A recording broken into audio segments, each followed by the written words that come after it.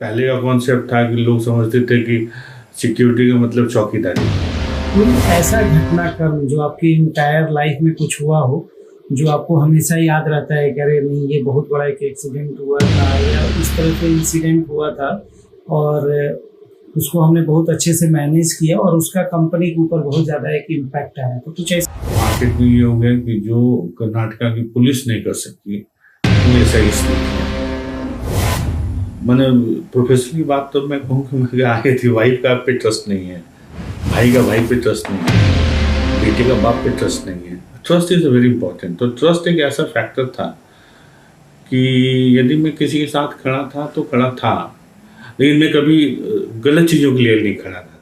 नमस्कार दोस्तों, आप सभी का स्वागत है leadership unfiltered with Ranjit Tiwari में। आज हमारे साथ SIS कंपनी के COO संजय शंकर ओझा सर हैं, जिन्होंने भारत में जब से सिक्योरिटी एजेंसी स्टार्ट हुई उसके एक जनक के रूप में हैं और इन्होंने बहुत ही अच्छा काम किया हुआ है। लास्ट 30 सालों से इसमें ये काम कर रहे हैं। तो हम लोगों को सिक्योरिटी से लेकर जो कि आज के डेट में सबसे बड़ा चैलेंजेस बना हुआ है, उसके बारे में हम लोगों को बहुत कुछ सीखने को मिलेगा सर से। तो चलिए हम लोग सर से मिलते हैं और पिछले इंटायर 30 साल का जो जर्नी रहा हुआ है उसके बारे में मैं सर से कुछ सवाल पूछूंगा और उसी से रिलेटेड हम लोग जानने की कोशिश करेंगे, ताकि हमारे जितने भी सुनने वाले लोग और देखने वाले लोग हैं उनको भी कुछ सीखने को मिले।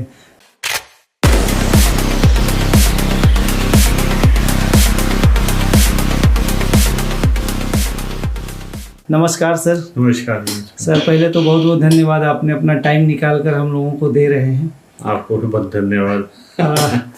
सर, जहाँ तक मैं आपको जानता हूँ लगभग 30 साल हो गए आपको सिक्योरिटी एजेंसी के अंदर एक कंपनी के रूप में कंपनी के अंदर काम करते हुए।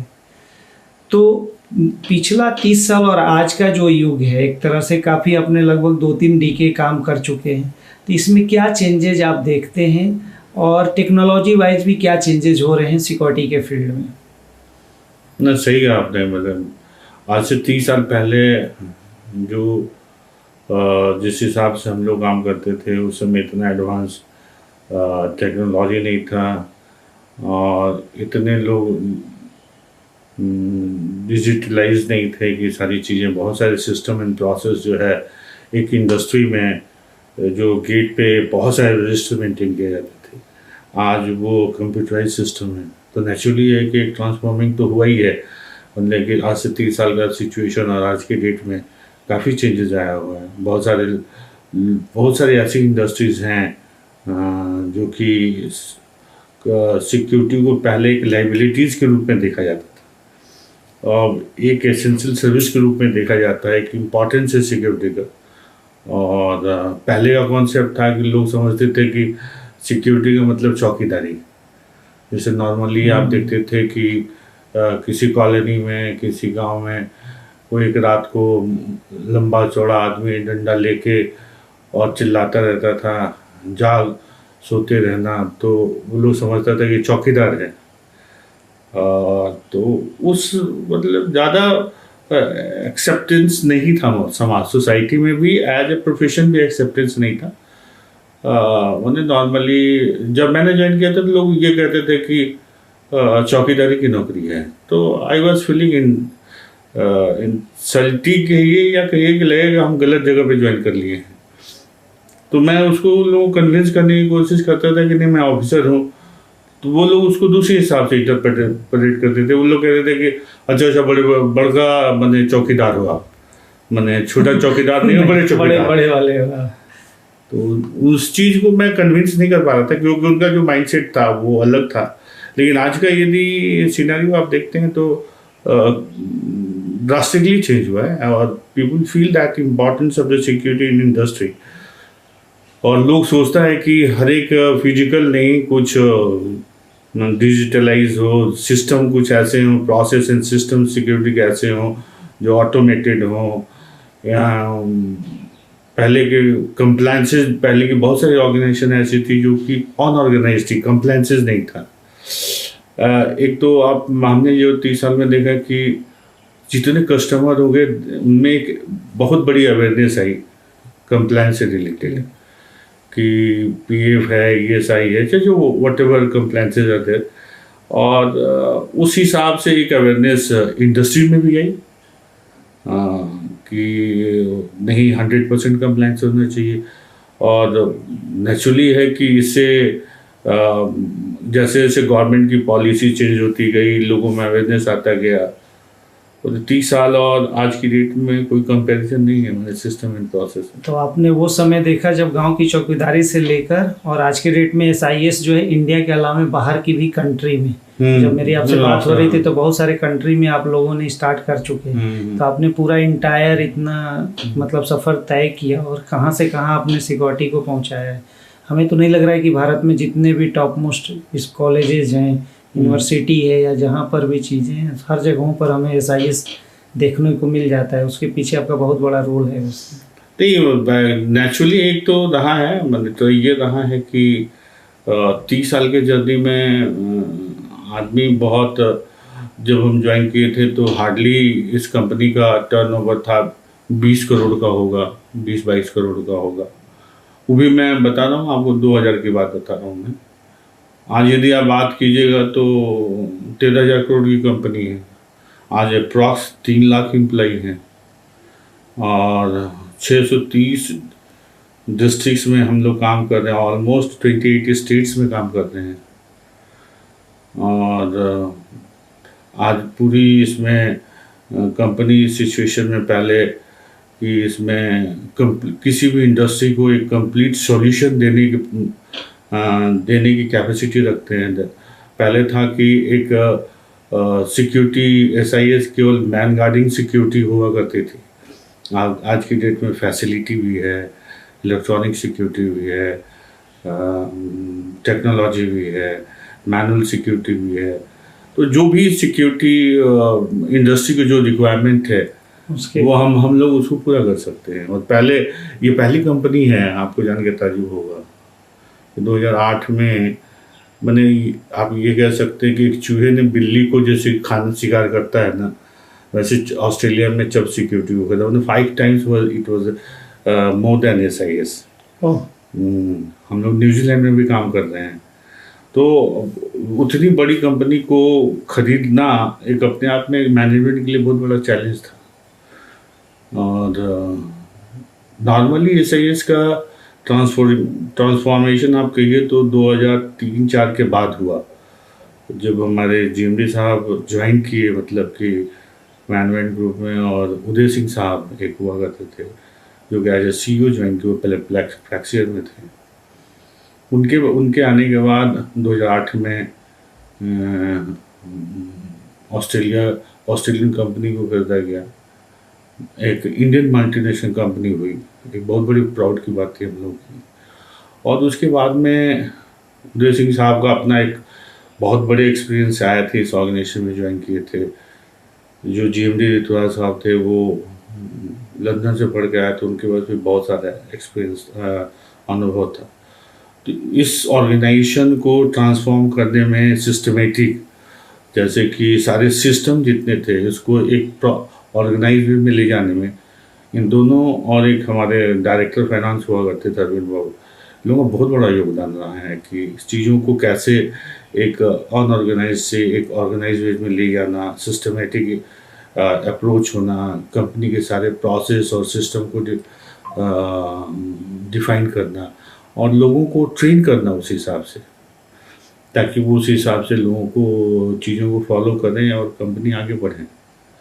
पहले के में एक चीज़ था कि पहले में 3 महीने की ट्रेनिंग हुआ करती थी और लोग ट्रस्टेड थे। वो एक चीज़ हमने देखा कि धीरे धीरे वो एक ट्रस्टेड इन द सेंस थे कि हमने अपने कैरियर में देखा 20 साल पहले कि यदि किसी गार्ड से, सुपरवाइजर से, इंस्पेक्टर से, असिस्टेंट मैनेजर से यदि मैं बोलता था कि ये चीज़ आज हो जानी चाहिए या ये चीज़ें किसी भी तरह से घटना नहीं होनी चाहिए या किसी तरह की शिकायत नहीं आनी चाहिए, तो वो बड़े कॉन्फिडेंस से बोलते थे कि सर आप जाके आराम से सो, नथिंग विल हैपन। आज भी है लेकिन उसका परसेंटेज घट गया है। थोड़ा कम हाँ, परसेंटेज है लेकिन घट गया है, वो ट्रस्ट लेवल नहीं है। नहीं, क्योंकि मैं SIS में जिससे भी बात करता हूँ कि आप कितने साल से हो, तो अराउंड कोई बोलेगा 20 साल से हूँ मैं, कोई 30 साल से, कोई मतलब काफ़ी नहीं, एक फैमिली कल्चर है। मैंने आपको ये बताऊं कि इस ऑर्गेनाइजेशन में एक फैमिली कल्चर है जो कि चेयरमैन साहब ने क्रिएट किया था। And he has given a thought that if will take care of the employ will take care of the business. तो आप लोगों का ध्यान दो, लोग आपके बिजनेस को ध्यान देंगे। ये बहुत बड़ी थी और फैमिली कल्चर था। चेयरमैन का सबसे था कि अवेलेबल थे सबके लिए, उनके लिए दरवाजे खुले थे और नीचे लेवल के लोगों से बहुत ज़्यादा इंटरेक्ट करते थे कंपेयर टू ऊपर वाले। वो वाले से तो बात करते ही थे और लोगों के पर्सनल प्रॉब्लम में भी इन्वॉल्व होते थे उसको सॉल्व करने के लिए। यदि किसी की लड़की की शादी है, किसी के लड़कों को पढ़ाई करना है, किसी का मेडिकल प्रॉब्लम हो गया तो ऐसे इसमें एक फैमिली कल्चर शुरू से थी और आज 31 साल से मैं हूँ, उसका एक वन ऑफ द रीजन है कि फैमिली कल्चर था। और वो रिस्पेक्ट करते थे, मतलब कि लोगों की सीनियरिटी का रिस्पेक्ट करता, पोजीशन का रिस्पेक्ट हो क्या नहीं हो, वो उसकी उम्र के हिसाब से, उसके लेंथ ऑफ सर्विस के हिसाब से कहीं ना कहीं कंपनी में उसको रिस्पेक्ट मिलता था। ये जूनियर लेवल का भी एक सुपरवाइजर है, ये 30 साल का है, 40 साल काम किया है, तो हर एक लेवल का आदमी, GMD भी उसको रिस्पेक्ट करते हैं, चेयरमैन भी उसको रिस्पेक्ट करते हैं, सब लोग उसको आदर से बैठाता है। That is the culture which you will not find in the other organisation. I am telling you, लोग नॉर्मली पोजीशन के हिसाब से रिस्पेक्ट करते हैं। यहाँ एक कल्चर था कि लोगों में एक, जैसे कि भारतीय संस्कृति में है कि बड़ों की इज्जत करो, वो इस ऑर्गेनाइजेशन में पाई जाती है। तो वो एक तो डिफ्रेंशिएट करता है दूसरे ऑर्गेनाइजेशन से। जो आपकी पोजीशन है, आप SIS में एज ए CEO हैं, सो हमें जहाँ तक मुझे जो जानकारी है, आपको ज़्यादा बेहतर पता होगा कि सिक्योरिटी एजेंसी जो है हमेशा एक चैलेंजेस बना रहता है, उसमें कब कहाँ क्या हो जाए कुछ अता पता किसी को भी नहीं रहता है। कभी भी कुछ भी मतलब क्वायरीज या कुछ भी ऐसी चीज़ें हो जाती हैं। कोई ऐसा घटनाक्रम जो आपकी इंटायर लाइफ में कुछ हुआ हो जो आपको हमेशा याद रहता है कि अरे नहीं, ये बहुत बड़ा एक एक्सीडेंट हुआ था या उस तरह से इंसिडेंट हुआ था और उसको हमने बहुत अच्छे से मैनेज किया और उसका कंपनी के ऊपर बहुत ज़्यादा एक इम्पैक्ट आया। तो कुछ ऐसी एक स्टोरी जो आप जानते हो, कुछ आपने बहुत बड़ा कुछ चैलेंजेस हैंडल किए हो। तो वहाँ एक माइंस ओनर हुआ करते थे, तो वहाँ मैं मार्शल आर्ट का 15 अगस्त को ट्रेनिंग दे रहा था। तो उन्होंने कहा कि ओझा जी ऐसा है कि ये साउथ है, नॉर्थ नहीं है, यहाँ लड़ाई झगड़ा नहीं होता। बोले सर ठीक है, लड़ाई झगड़ा नहीं होता है, एक हम लोग का अपना हुनर है जो 15 अगस्त के दिन में दिखाया जा रहा है। तो then he was started laughing.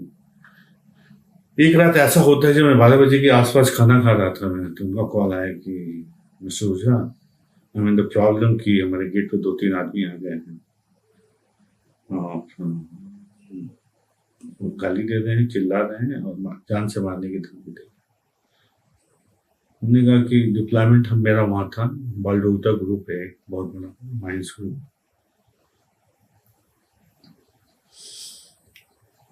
तो कितनी देर में आ सकते हो? 2 मिनट में आ सकता हूँ, 2 मिनट में मैं पहुँच जाऊँगा। नॉर्मली की आदत होती है ना 2 मिनट 3 मिनट बोलने का, but I was serious and मैं खाना खा रहा था, मैं खाना छोड़ दिया। मिसेज बोली रात को 12 बजे भी खाना नहीं खाइएगा, आपको 24 घंटा काम रहता है। जिस आपने कहा ना 24/7 SIS, मैं खाना छोड़ा, मैं हार्डली 3 से 4 मिनट में उनके पास पहुंच गया। मेरे साथ 1-2 और लड़के थे जिसको हमने ले लिया था, रात का समय था। गया तो देखा 2-3-4 आदमी हैं वहाँ, 3 आदमी थे, तीनों भाई थे, चचेरे मचले, पी रखा था, चिल्ला रहे थे, गाली दे रहे थे, चौधरी थे। हम जाकर उनको समझाने की कोशिश की, मेरे को भी गाली दिया, मार बहन की, मार दूंगा, काट दूंगा। फिर हम समझाते रहे, lastly they raise the hand, मेरे को एक पंच मारा मेरे मुंह पे। जब मारा तो फिर मैंने सोचा कि अब कुछ नहीं बचा है, तो हम लोग 2-3 आदमी थे, हम लोग मारना चालू किया। तो हम लोग पहले से मार्शल आर्ट में लात मारपीट करने की आदत थी, तो हम लोगों ने फिर मारना शुरू किया उनको। मारना शुरू किया, लड़के भी थोड़ा मारे, उन्होंने खूब मारा। 2 भाग गए, एक फिर के वो माफी भी मांगने लगा, फिर उसकी मोटरसाइकिल सीज कर ली हम लोगों ने।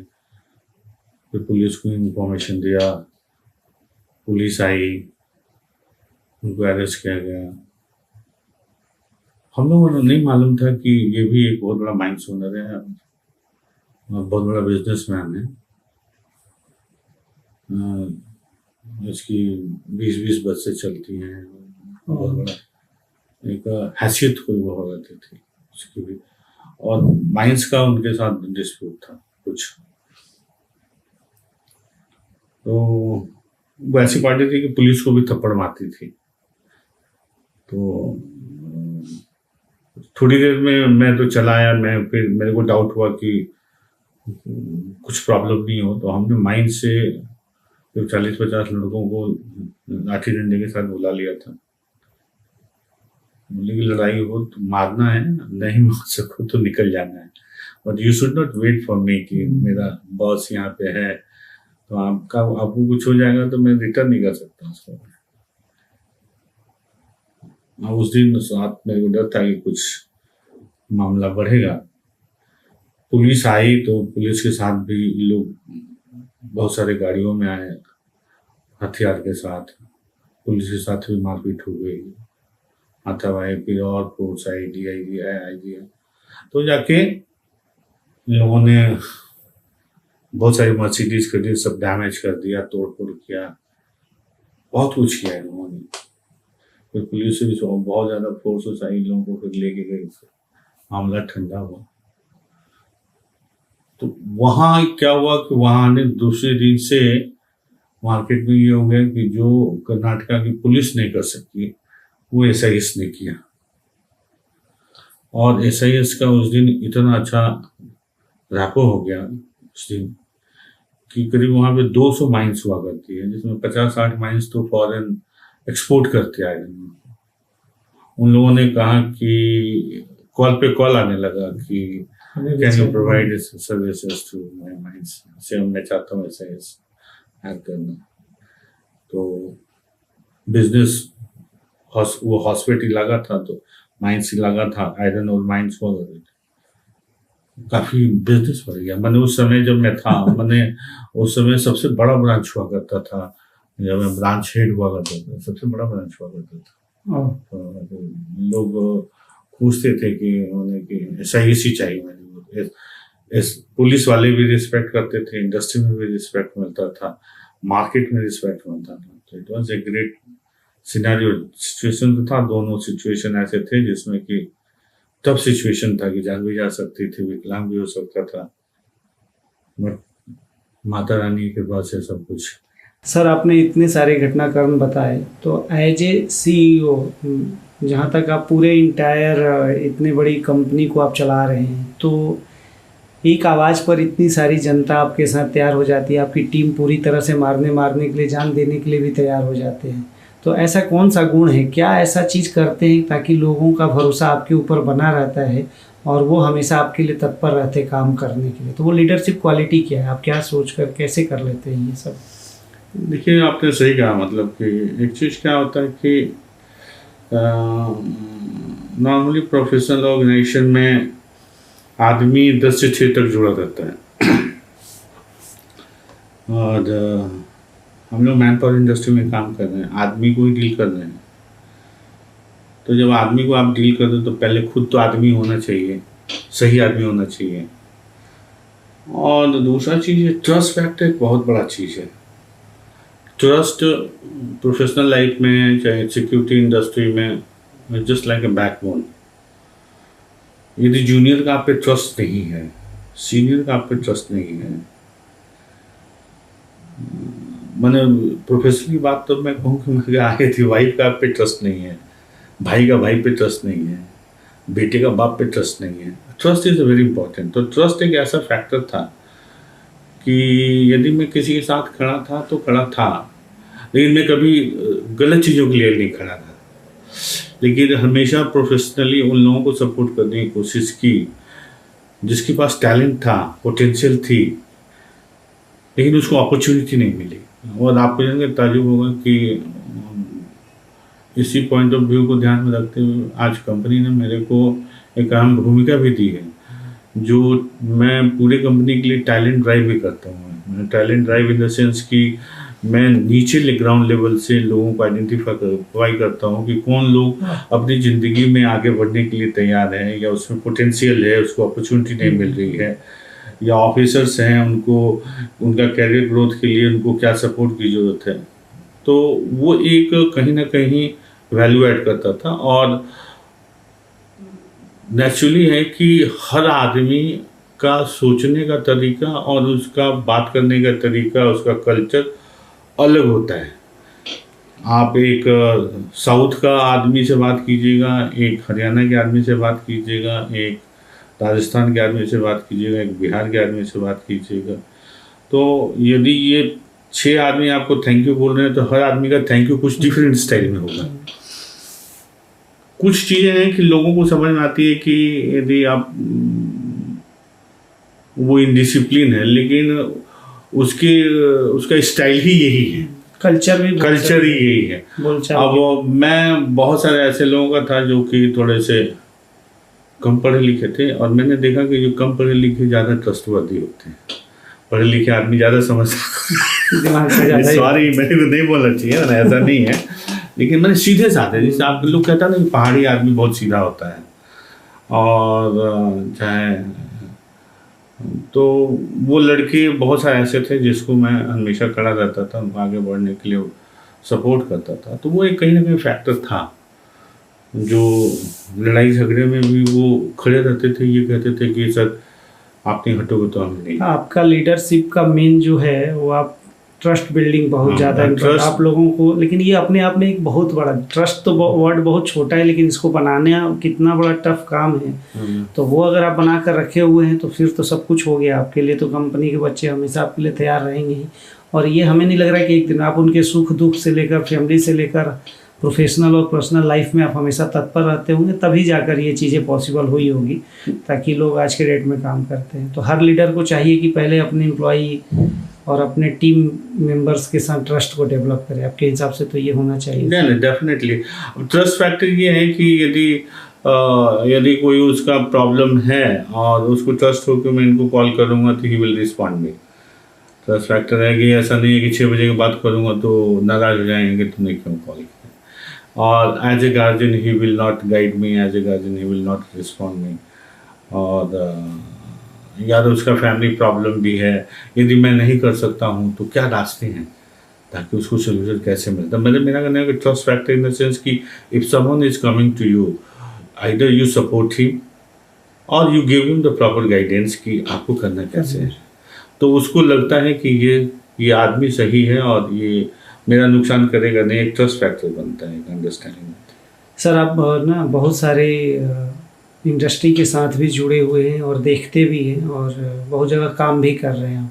उन सब चीज़ों के बीच में एक वर्ड आता है जो आप बता रहे हैं कि कोई मतलब फैमिली से और इन सब सारी चीज़ों से, तो आपका हेल्थ एंड वेलनेस को लेकर क्या ओपिनियन है? आप कैसे इसको देखते हैं अभी और आने वाले समय में? इनका कॉर्पोरेट में क्या रोल हो सकता है या हो रहा है? मतलब हेल्थ और मतलब कि ये किसी भी ऑर्गेनाइजेशन के लिए मैं कहूँ या सिक्योरिटी ऑर्गेनाइजेशन तो स्पेशली बहुत ज़्यादा ज़रूरत पड़ेगी। Health is very important. ये आपका एक कहा जाता है कि सॉलिड माइंड और साउंड माइंड ही अच्छे काम करने के लिए, या आपको स्वस्थ शरीर ही आपको एक ऊर्जा देता अच्छे काम करने के लिए। तो सिक्योरिटी प्रोफेशन थोड़ा टफ जॉब है, इसके लिए तो स्वस्थ रहना और ज़रूरी है, मेंटली स्ट्रांग रहना जरूरी है, और मेंटली और फिजिकली ठीक रहने के लिए हेल्दी रहना जरूरी है। तो हमारे ऑर्गेनाइजेशन में आप देखिएगा कि मैं तो ये कहूँगा कि हमारे ऑर्गेनाइजेशन में आप पाइएगा कि जो हमारे JMD साहब या फिर चेयरमैन साहब, उन लोगों ने ऑर्गेनाइजेशन में अपने एम्प्लॉय के प्रति, क्योंकि they feel that it is my family, तो उन्होंने व्यवस्था की है कि लोग हमने कई बार कहीं ये कोट किया है कि ये ऐसी ऑर्गेनाइजेशन है जो ज़िंदगी के साथ भी है और ज़िंदगी के बाद भी है। I mean that they have given the medical facility to the employee when they are working in this organization, और इवेंट कुछ हो जाता है तो लोगों के लिए इंश्योरेंस की व्यवस्था की गई। इवन इंश्योरेंस जब नहीं था, तो ये मैं कह रहा था कि आप ऑर्गेनाइजेशन में यदि डिटेल में जाएंगे तो देखेंगे कि कंपनी ने लोगों को प्रोफेशनली मेडिकल फैसिलिटी दी है, प्लस बहुत सारे लोग इंश्योर्ड हैं कि उनके साथ कोई हादसा हो जाता है तो, क्योंकि बहुत सारे इंसिडेंट ऐसे हुए हैं कि लोग घर से ऑफिस जा रहा है, इंसिडेंट हो गया है, बहुत लोग हार्ट अटैक हो गया सीनियर लेवल में 35 साल की उम्र में, 40 साल की उम्र में। तो फैमिली, छोटे छोटे बच्चे हैं, किस तरह से ध्यान दिया जाए। तो कंपनी ने as a family company treat करती है कि हमारी फैमिली है, तो उन्होंने वैसे व्यवस्था की है कि एम्प्लॉय के लिए ज़िंदगी के साथ भी, ज़िंदगी के बाद भी, तो उसमें वेलनेस और फिटनेस और मेडिकल फैसिलिटी और जो भी सुविधा हो सकती है कोशिश करती है कंपनी कि हम अपने एम्प्लॉय को दें।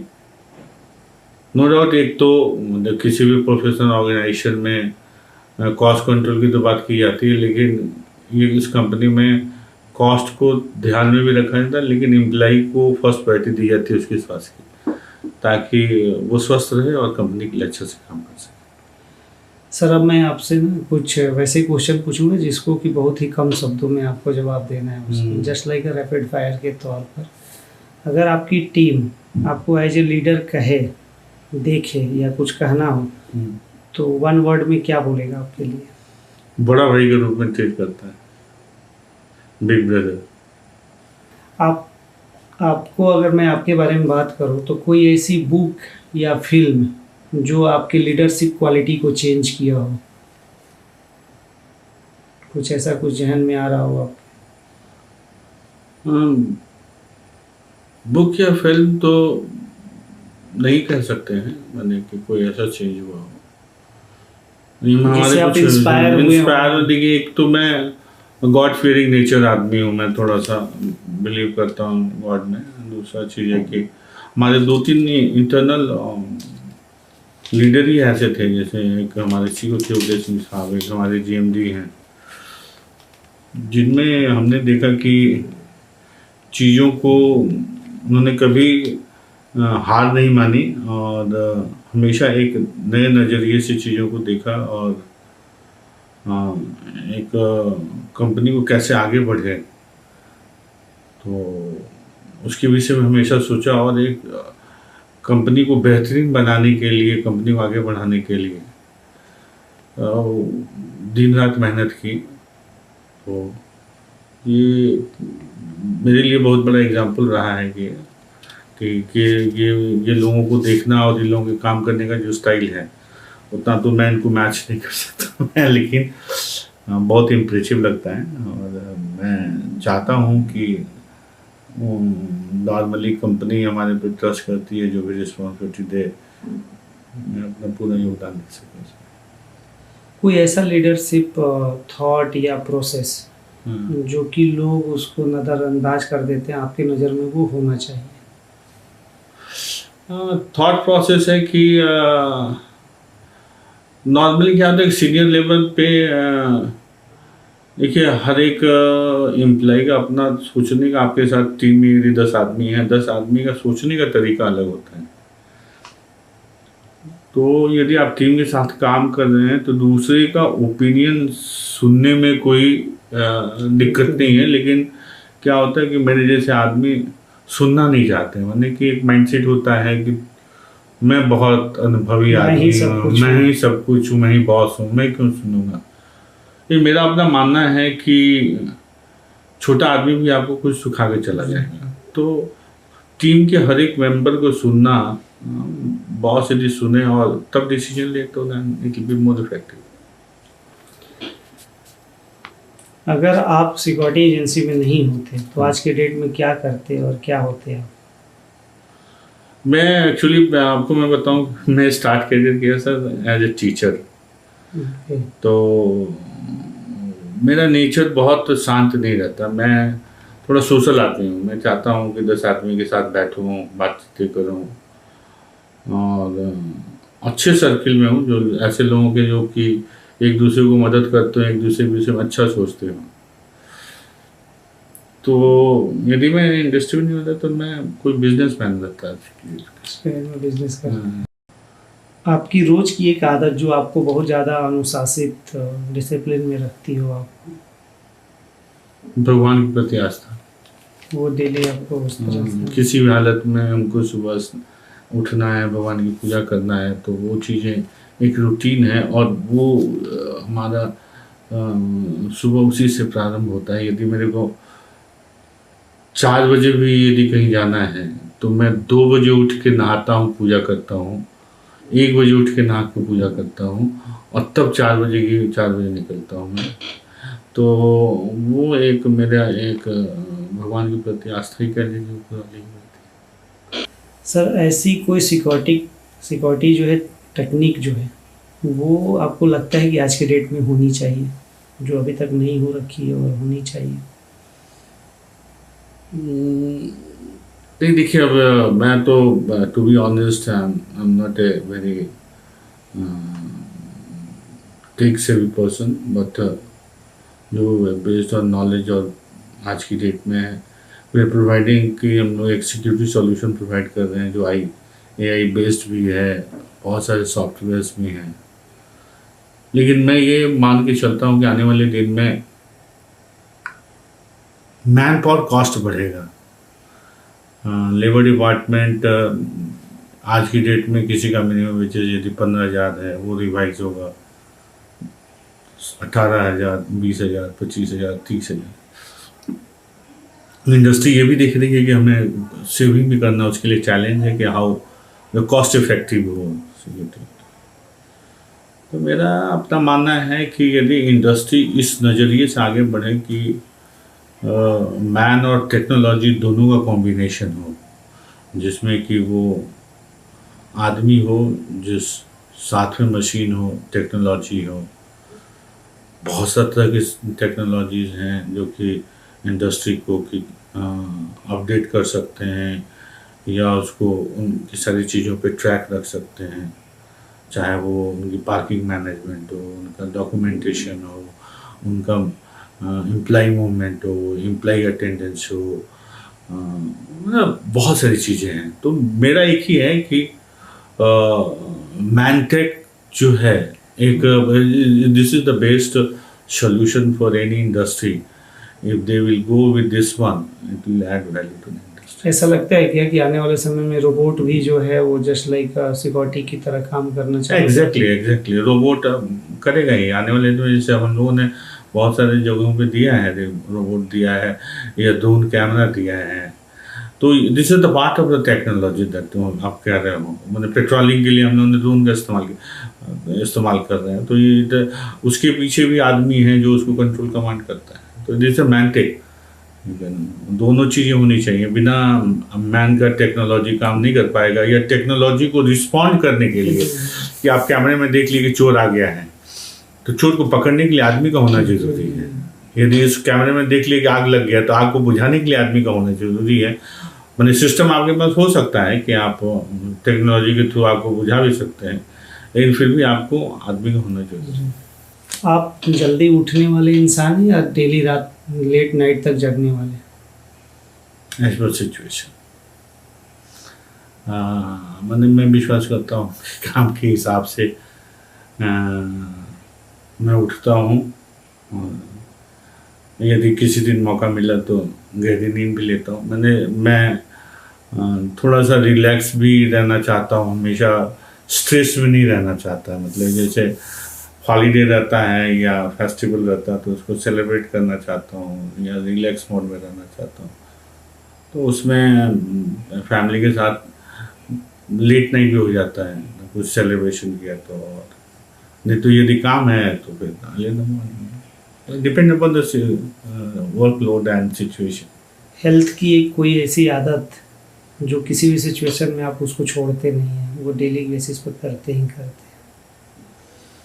हेल्थ की आदत तो मैंने कहूँ कि कुछ चीज़ें हैं जो आयुर्वेदा से रिलेटेड हैं, जो कुछ खाने पीने की चीज़ें हैं। मैं मॉर्निंग में बिना उसको खाए मैं बाकी का दिन आरंभ नहीं करता हूँ। कभी कभी मिसेज इरिटेट भी होती हैं कि सारा आइटम खाने की क्या ज़रूरत है।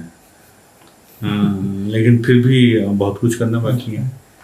तो पहले आपका कुछ है जो देसी नुस्खे से आप स्टार्ट करते हैं? देसी नुस्खे से स्टार्ट करता हूँ। कुछ अपना गुनगुना पानी और ये सब सारी चीज़ें उस तरह से लेने के मेथी है, हल्दी है, मैंने बहुत सारी चीज़ें हैं कि यदि कॉम्बिनेशन में रखता हूँ ताकि वो ज़्यादा नुकसान भी नहीं करे, ज़्यादा प्रेशर भी नहीं रहे और इजी वे में उसको हैंडल करता है उस चीज़। सबसे अच्छी लीडरशिप सलाह कहीं से मिली हुई हो? आपने बीच में जिक्र भी किया था आपने जीएमडी साहब और सबका, कुछ ऐसा मतलब जो कि लीडरशिप आपको किसी लीडर्स ने आपको कुछ ओपिनियन दिया हो, अगर उसको 3 लाइन अगर आप बताना चाहें उस तरह से, जो आपको हमेशा एक अच्छा लीडर बनने में मदद किया हो? ये देखिए, लीडरशिप में देखिए हर लीडर का, हर प्रोफेशनली लोगों का अपना अपना थॉट प्रोसेस, ओपिनियन, एक्सपीरियंस अलग होता है। लेकिन मेरा अपना मानना है कि यदि आप एक ट्रस्टवर्दी टीम क्रिएट करते हैं, माने एक टीम बिल्डिंग करते हैं जिसमें कि जिस टीम में ट्रस्ट हो, कमिटमेंट हो, तो ऑर्गेनाइजेशन का कोई भी टारगेट हो, ऑर्गेनाइजेशन का कोई भी गोल हो, वो आप अचीव कर सकते हैं। यदि ये चीज़ें, यदि ट्रस्टवर्दी कमिटेड लोग नहीं हैं, तो ओनर माइंड सेट नहीं है लोगों का अपना काम करने का तरीका, तो बहुत सारे लोग आज के प्रोफेशनल डेट में मनी माइंडेड भी बहुत ज़्यादा हैं कि चाहते हैं कि काम कम करना पड़े, पैसे ज़्यादा मिल जाए मेरे, या एक ऑर्गेनाइजेशन से दूसरा ऑर्गेनाइजेशन ईयरली बेसिस पे या साल 2 साल में छोड़ दे रहे हैं। हमारे जैसे लोग 31 साल से काम कर रहे हैं, तो मनी माइंडेड ज़्यादा है। कुछ यदि आपके पास, मेरा अपना मानना है कि अच्छी टीम हो, ट्रस्टवर्दी टीम हो, कमिटेड हो, रिजल्ट। एक लंबी मीटिंग के बाद आप क्या ज़्यादातर लेना पसंद करते हैं, मतलब चाय या कुछ और?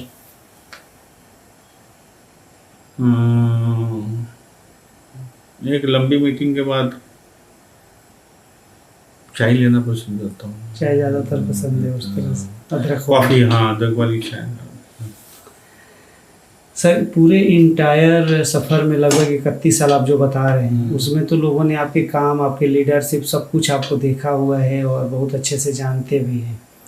कोई ऐसा एक हिडन टैलेंट जो अभी तक अपने दुनिया को बताया नहीं है, बहुत ख़ास लोग जानते हो या वो भी ना जानते हो, तो आज हमारे पॉडकास्ट के माध्यम से अगर वो आप बताना चाहे कुछ अपना हिडन टैलेंट जो है? हिडन टैलेंट, मैं मल्टी स्टार टाइप का आदमी हूँ, मतलब कि hidden talent in the sense कि मैं थोड़ा सा